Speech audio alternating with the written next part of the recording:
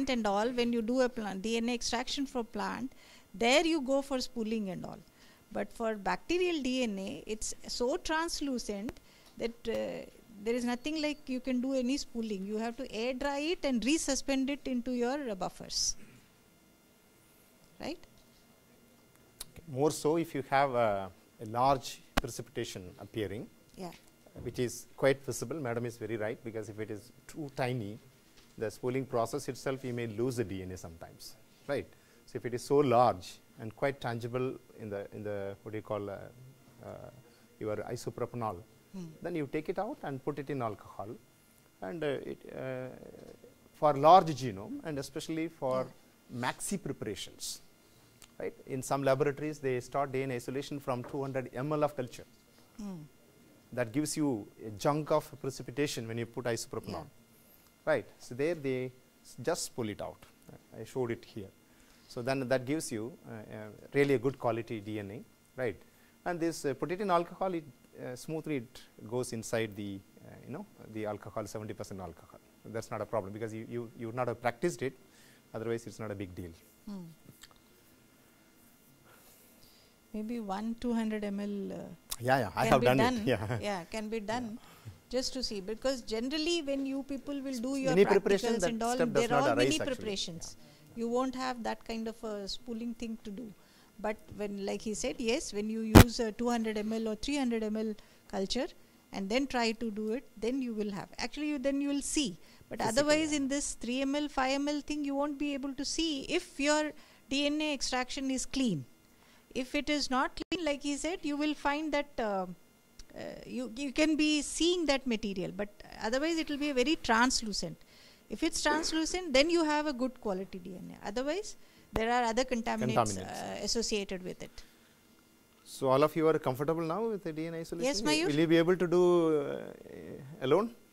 Yeah, please. Sir, yesterday you mentioned for precipitation of DNA, we generally use isopropanol. Yeah. But it is having property to precipitate all other Salt at low temperature. At low temperature. At lower temperature. Below I would say the point is don't put it in -20 and -80. Yeah. But somewhere I read that if we use instead of isopropanol, ethanol at 4 degrees Celsius, chilled ethanol, that will also ethanol alone, see, that's what I have one slide, I'll show you maybe one of these days. There are some rules for DNA precipitation. Yeah. Right.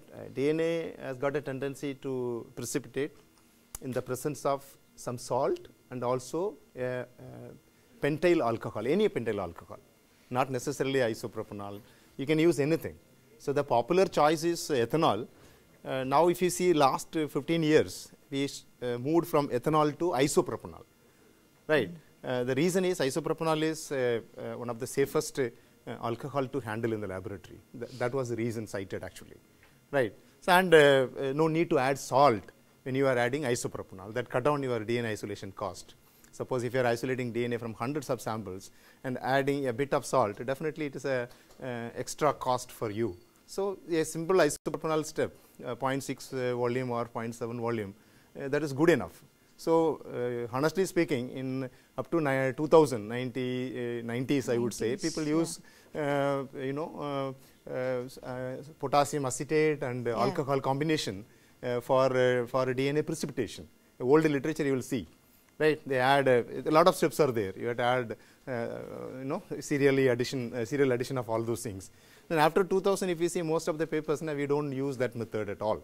So we use only I think potassium acetate pH 5.2 if I am remembering correctly, and 4.8 another one is 4.8. Yeah, it is always there. So now isopropanol is the most popular choice. Okay. Yeah, please. How do you decide that a particular chemical is going to be used for a precipitating agent? Like, what is the major criteria which helps to decide that? It's a good question. It's a very good question. What we have to, the choice is based on the biological material, right? Sometimes we recommend liquid nitrogen, right? You are asking about lysis, correct? Precipitation. Oh, precipitation you are asking. Precipitation is by isopropanol only. No, she is saying how do we decide which chemical to be used for precipitation? No, we are not supposed to decide. Isopropanol is suggested now. You go with that only. No, for this kind, that is like a preliminary screening one must have done with various No, that's what I told. reagents. The rules for And then- DNA precipitation, it precipitate in the presence of salt or any one of those alcohols. There's a rule. So people are following that rule. That's it. and at ambient temperatures. Ma'am, where is the difference in the absorption at 260 nanometer in case of single stranded DNA and double stranded DNA? Now we are saying like for purity there should be a ratio of 1.6 to 1.8, yeah. Then there should be a difference for single stranded. Of course, yeah. Yeah, it is there. This is the standard range for double stranded. It's a double strand. Dou- Double. RNA. Ah, Is it? yeah, Okay, means it will be different for double stranded Exactly, yeah. RNA and single stranded DNA. yeah. We are right now working with double stranded DNA only, no? So genomic DNA. Yeah. So I think we have our speaker here. Yeah, you need to speak. Caller mic. He is coming. He is coming.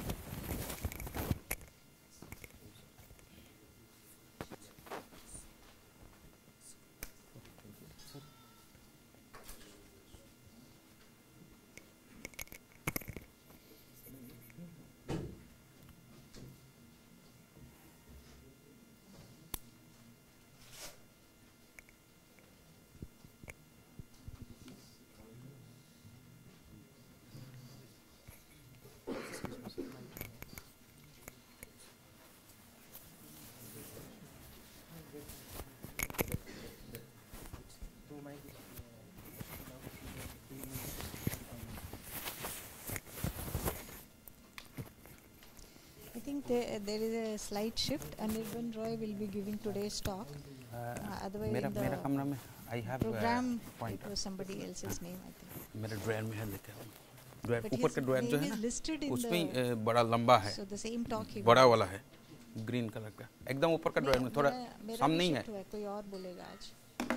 We are flexible, no? Those we are inviting for them.